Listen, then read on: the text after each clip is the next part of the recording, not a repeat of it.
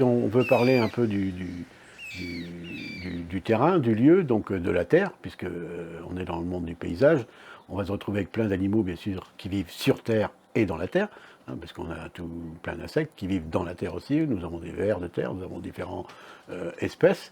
Euh, les taupes, les campagnols, les gens passent, et les meilleurs. Vivent dans cette terre et bien sûr vibrent mieux avec le sous-sol qu'avec le dessus de la terre. Ce qui se passe sous-sol, on l'a aussi sur le sol. On a des rivières qui passent sur la terre, mais on a aussi des rivières, des courants d'eau souterrains qui passent sous terre. Voilà.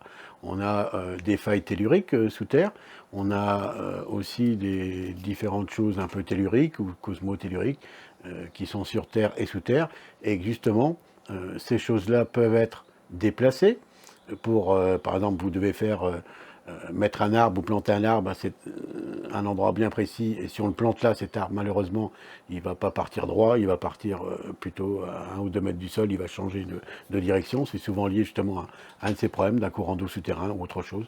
Donc le but, c'est de trouver où, sur un lieu neutre, ou par exemple un terrain qu'on vient d'acheter, de pouvoir savoir où sont implantées ces énergies un petit peu néfastes, et savoir où implanter la maison, ou savoir où poser l'arbre, les arbustes, les haies, le bassin, voilà.